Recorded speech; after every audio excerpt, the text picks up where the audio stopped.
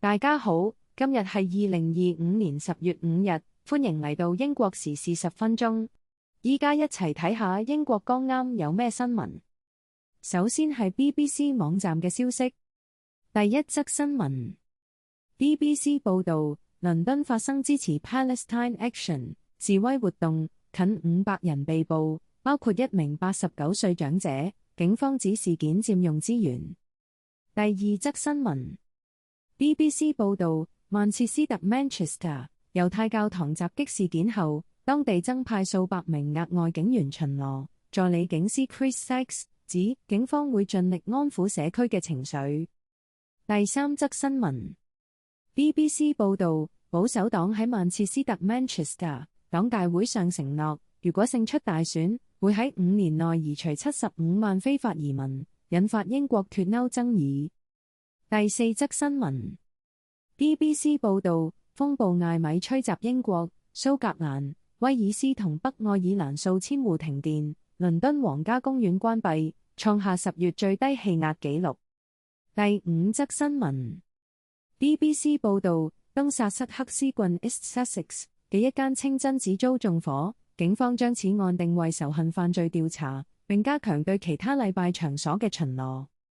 第六則新聞BBC 報導，一名男子因涉 Loch Lomond 發現嘅遺骸被捕，警方指死者係失蹤嘅 Graham Wright， 佢最後一次喺格拉斯哥 Glasgow 被見到。第七則新聞 BBC 報導，威廉王子 Prince William 讚揚 Afshot 環境獎候選人係時代英雄，今年頒獎典禮喺巴西里約熱內盧 Rio de Janeiro 舉行。第八則新聞BBC 報導，前樸茨茅斯 Portsmouth、萊斯特城 Leicester City 同錫菲聯 Sheffield Wednesday 班主米蘭萬達力逝世，享年87歲。第九則新聞 BBC 報導，一名曾因與17歲少女發生性關係而被監禁嘅英國少年 Marcus Fakana 喺多倫多 Tottenham 車禍中身亡。第十則新聞 BBC 報導，威爾斯梅內喬因橋梁橫梁羅山更換突然關閉，預計喺2025年12月先完成維修，交通部長道歉。第11則新聞 BBC 報導，曼徹斯特 Manchester 奧脫福球場默哀悼念猶太教堂襲擊案死者，事件造成2人死亡3人受傷，警方開槍擊中施襲者。第12則新聞 BBC 報導，倫敦市民排長龍爭購韓國化妝品，排隊文化盛行。心理學家指排隊能產生歸屬感同埋獲得獎勵，吸引咗好多人參與。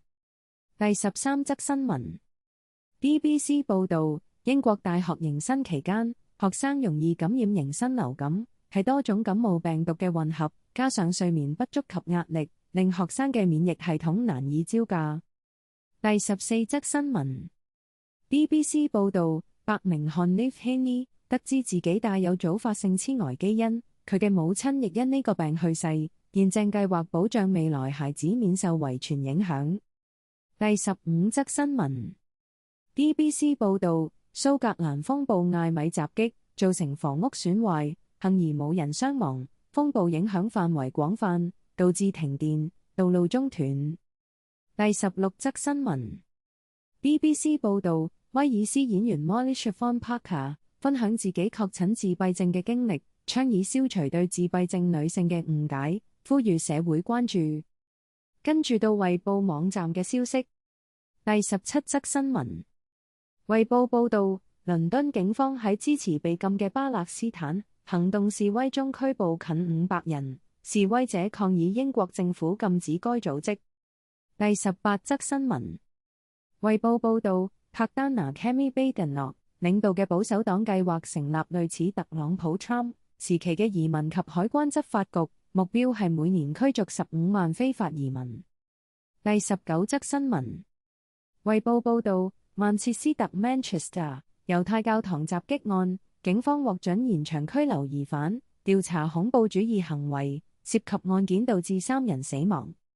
第20則新聞衛報報導，惡劣天氣影響英國，愛爾蘭男子喪生，英國全境發布風暴警告，蘇格蘭等地或受嚴重影響。